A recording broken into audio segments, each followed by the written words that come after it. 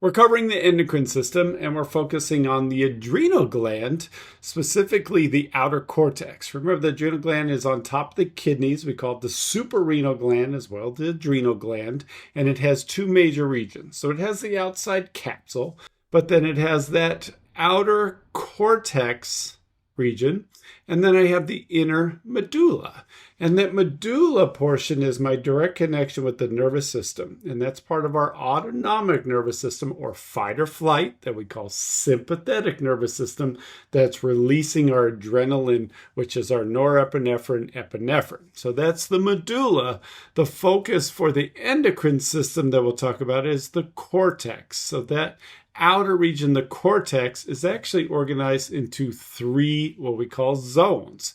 And I abbreviated them here, but if I look at the outside of it from a histology point of view, the outside's the capsule, and then I have three regions or zones to just the cortex itself. Zona glomerulosa, then I have zona fasciculata, and then I have zona reticularis. After these three zones, then I'd hit the medulla. And when we look at the primary hormones that are secreted in each region, we start first within glomerulosa is aldosterone. So aldosterone is controlling a lot of our sodium levels. So specifically what it's doing is increasing the amount of sodium that's running through the bloodstream. This contributes when function with the kidneys when it comes into understanding our blood pressure. The more sodium we have within the blood, the more water we retain. That increases the volume, which increases our pressure, which increases our blood pressure. Sodium is very important for a lot of the mechanical movements of membrane potentials within our body. So aldosterone is controlling our sodium, but it's increasing the sodium levels within the bloodstream.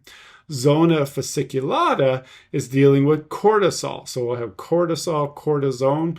Cortisol we refer to as that stress hormone. It's got an anti-inflammatory effect to it, but it's controlling some of our glucose. It increases the blood glucose that's running through our body. So in conjunction with the pancreas, you have a control of glucose. But we often refer to this, like just we're talking about how I gray my hair, that it's that stress hormone that alerts us and makes us aware from a survival perspective. But we have a balance with that so we don't overstress and have that anxiety. So zona fasciculata, and then zona reticularis is referring to androgens. And androgens is primarily part of our reproduction or sexual characteristics when we think of things like the ability to produce testosterone or estrogen. So we talk about our testes and our ovaries.